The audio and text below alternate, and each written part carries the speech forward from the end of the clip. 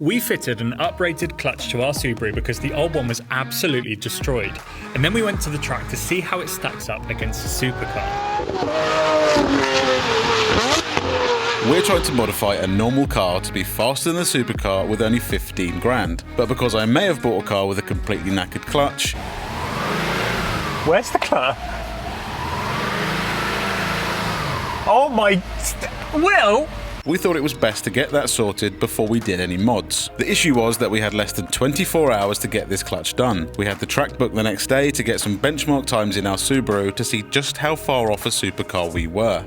Will may have said it's just a couple of bolts, but unfortunately it takes a hell of a lot more than that. We'll need to remove a bunch of stuff from the top of the engine bay so that we can get underneath and drop the exhaust and the prop shaft. All of the drive shafts have to come out, everything has to come off the gearbox, to then get the gearbox out, to then get the clutch in. Now we knew where we needed to start. Will, Richard and myself got going removing the intercooler, turbo bolts, gearbox mounts and starter motor in order to gain access to the gearbox from the top.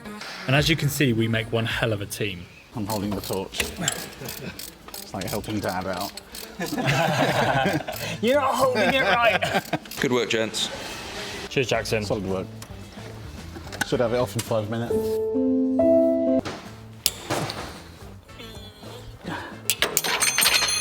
I knew that was going to happen. Oh, it's right. It's in the middle.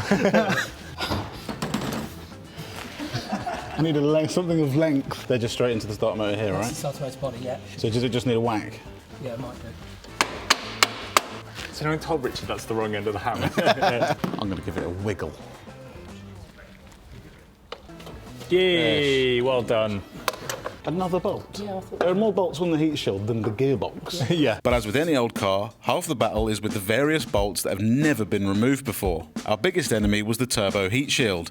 It just didn't want to come off. 4 of the bolts snapped and the other 2 looked like they would need cutting off. So while we left Richard with the grinder, we should explain what clutch we've gone for. A heavy-duty twin-plate clutch kit would make a £1,200 dent in our budget. That would be a worthwhile investment if we were going for huge power, but a 600+ pound-foot capable clutch is a little bit overkill for our build.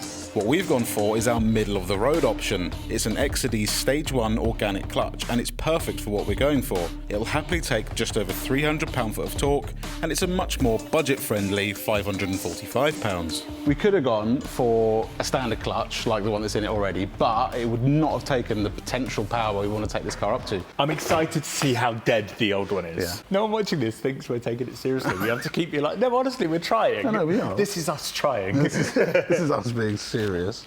So 2 hours in, we've got intercooler off, heat shield nearly off. So now we're gonna get it up and get going from underneath. The hard work's done. Also, all I can think about is lunch now. Like, what are we getting for lunch? Finally, we were actually starting to make some progress. We had now dropped the gearbox fluid, which stinks. Smells bad. That smells awful. Christ. Why? Oh. It's kind of like urine mixed with something. Old beef. Removed both front drive shafts, dropped the exhaust, and removed the prop shaft. Okay, so we are, what, 6 hours in now? Yeah. 6 hours in, plus a little lunch break. It's gone quite smoothly, but these ball joints here were a ball ache. Now we're going to drop the actual gearbox out, which should be quite smooth. Hold on, hold on. I don't know what to do or be. I thought it was just going to drop off. After half an hour of prying and wiggling, we realised it wasn't coming off without a fight. Can't see anything budging at all. I turned to Google to see if we were missing something. I mean, it'd probably say, undo bolts, take gearbox off. Yes, thank you, but how? It said swearing, brute force and lots of wiggling. It should drop back, pull back about 80 mil. 80 mil. So far we've got 0. 0 millimeters, yeah. But I don't think we've had enough brute force or swearing. It just falls off. Will took the violence part personally and armed himself with a massive pry bar. Just look at him, you can see the rage in his eyes. Like,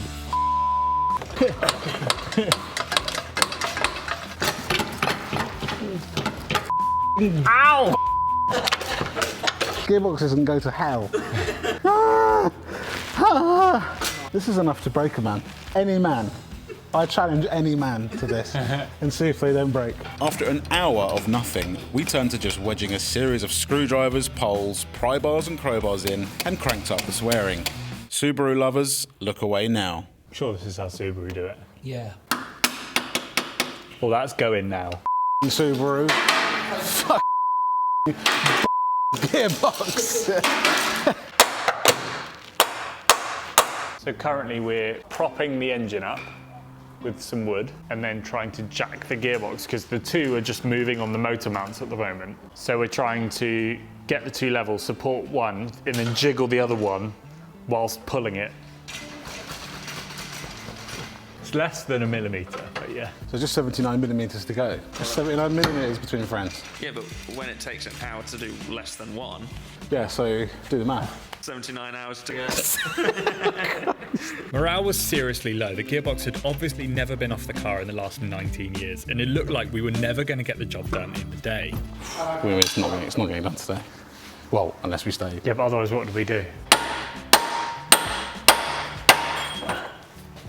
Still a gap that side. Yeah, I can get the tip in.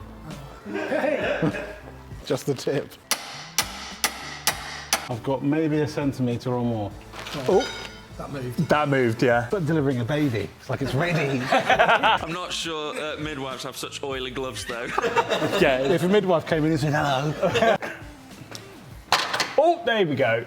It's going to be massively top heavy, so it might try rolling to one side or the other, so just be aware of it. We're going to come backwards a bit first.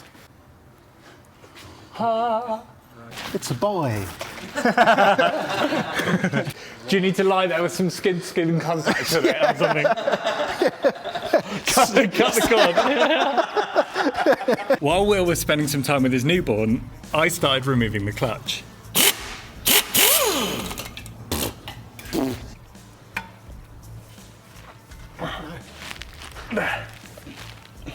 Now, we knew this was shot. Actually, it's as bad as we thought it was going to be. Yeah, or worse. Never seen that on a clutch before. So let me explain. This clutch has definitely not been replaced in the car's life. So almost 140,000 miles of use has worn down all of the friction material. And it's gone so far that these metal studs, which should normally be recessed, have worn grooves into the flywheel. And that was an issue. We didn't have a replacement flywheel, and even if we put the new clutch on and hope for the best, we might end up needing to do this work all over again very soon. So we had to find a new flywheel at 6 p.m. with the track day looming. Have Euro Car Parts got it? That's what I was just trying to look at. GSF don't have it. Because we could have bought a clutch that came with a flywheel. Yeah. But then Richard remembered that Roger Clark Motorsport, a Subaru specialist, were only 15 minutes away. So we called and they had a lightweight flywheel that fit our car. Now we weren't expecting this £300 hit to the budget, but now we've got a light and flywheel that will let our Subaru rev more freely, and this is much more fast than the old heavy one. Once we got the shiny new flywheel on, it was time to fit the clutch. Looks so much better than the old one, doesn't it? We've got to manhandle this back up in there. I hope it goes on easier than it came off. I would hope so. Well, it won't be easy, but it won't take 2 hours. It was approaching dinner time and Jackson had now abandoned us. So we worked on into the night to try and put the car back together for the track the next day. After a very, very late night, the Subaru made it to the track with a fully functioning clutch. So we're going to get a baseline time and then we are going to compare it to a supercar to see what the difference is that we need to close up with our upgrades. Hey guys, why am I in this? We need a solid baseline for both cars. We don't want to introduce the variable of our driving. So we've got a pro driver to drive both cars so that you guys know it's a fair comparison. So we're at Kerbera. It's a really small track. Now we're going to try and make it equivalent of a big track. So we're going to do essentially 3 laps. 3, 2, 1, go! You can hear the turbo when it goes as well. That handle's alright. Oh, bit of understeer mid-corner. Oh, and on the way out, that was crap. I'm looking at me. It's like a bus. It moves a bit. I'm going to do the brakes down here. Oh.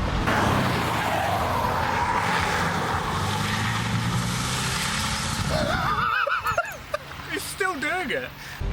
Oh, why is it making that noise? That would probably be because the rear right damper had stopped doing its job, and that meant the wheel was hopping like mad. Maybe we need some coilovers.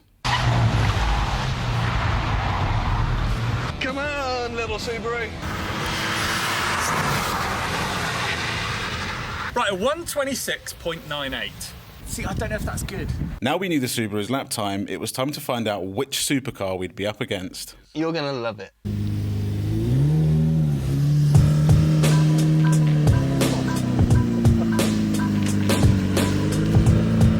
Oh my word. Hello, boys. Hello. Is this the best you could do? What do you think about my supercar? I mean, it isn't that super, it's not brand new. I thought, you know, I'd get something around the era of the Subaru there. I must admit, when I heard a V12 fire up, I got very worried. But this is doable. I just can't see how that is going to be faster than this in any way. So how does the Murcielago stack up against our Subaru? It may be 14 years old, but it's got 3 times the cylinders, over double the capacity, and it's more than 3 times as powerful with 640 brake horsepower. It's also almost twice as fast from 0 to 60, 3.2 seconds compared to 5.8. But it does weigh around 300 kilograms more than our Subaru. This is not going to be easy. Scott lined up the Lambo to set a time.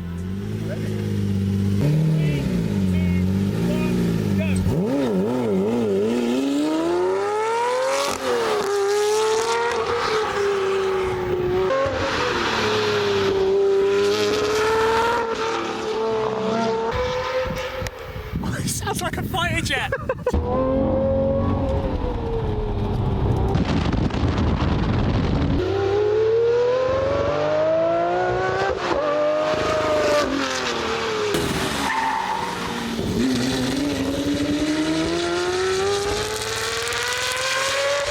We have no chance. No chance. No chance.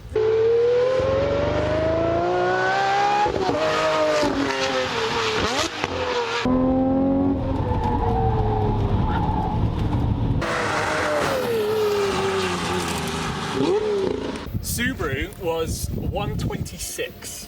What do you think? I think probably 10%, so about 8 seconds maybe. Okay, 116.7. On such a short period of time, that's a lot, because whenever I've been in a race car that's 10 seconds quicker than something else, it's a vast difference. I'm worried. You should be. What do you think, Jackson? I think it's doable. You think it's doable? Yeah, I think it's doable. Confident. It's a lot. You've got your work cut out, boys. So we now know that we have a 10-second gap to make up. Make sure you subscribe and join us in the next episode to see how much time we can shave off when fitting a set of coilovers. Stick them in, get it slammed.